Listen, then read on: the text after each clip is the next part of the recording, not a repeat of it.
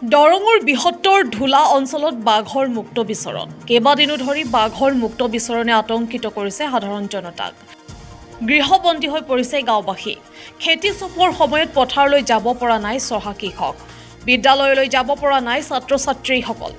ইতিমধ্যে দুজন লোকক বাঘে আক্ৰমণ কৰিছে এজন নিহত আৰু আন এজন বৰ্তমানেও চিকিৎসালয়ত চিকিৎসাধীন অৱস্থাত আছে গাঁওবাসীয়ে তৎকালীনভাৱে বাঘকেইটাক পিঞ্জৰাবদ্ধ কৰিবলৈ বন বিভাগক দাবী জনাইছে মানে ভয় লাগিছে না তোমালোকৰ ভয় লাগিছে যেহেতু ঘৰৰ পৰা যাব নোৱাৰি ঘৰৰ পৰা ওলাব নোৱাৰো ভয় লাগিয়ে থাকে স্কুলত যাব নোৱাৰি আমাৰ গাৰ্জেনে থৈ যাব লাগে আকৌ আহিব লাগে গাৰ্জেনৰ কাম বাদ দি কিনে গাৰ্জেনে কামে কৰিব না আমাৰ লোকৰ থৈ আহিব আকৌ লৈ আহিব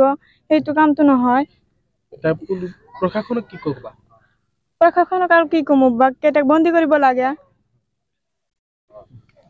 হয় মই নিজে দেখা পাইছো কালি ৰাতি বাঘ ইফালেদি ওলাই ইফালেদি মাকৈ খেতিত সোমাৱাটো মই নিজে দেখা পাইছো এইটো বাঘটো ডাঙৰ নহ'লেও ৩-৪ ফুট মান হ'ব বাঘটো ওখ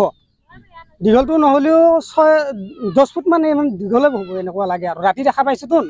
সেনেকুৱা জোনাক ৰাতি বাঘটো ইফালেদি উঠি মোৰ ঘৰৰ ফালেদি এনেকৈ ওলাই মাকৈ খেতিত সোমাইছে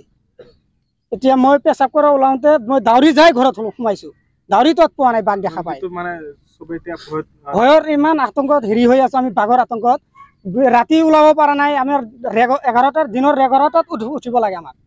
এনেকুৱা হৈ আছে আমাৰ ধান চান পকি আছে পথাৰত যাব পৰা নাই মাকৈ খেতিত পানী দিব লাগে পানী দিব পৰা নাই এই বাঘৰ ভয়ত এতিয়া প্ৰশাসনক মই এইটো আহ্বান জনাইছো ৰাইজৰ তৰফৰ হতে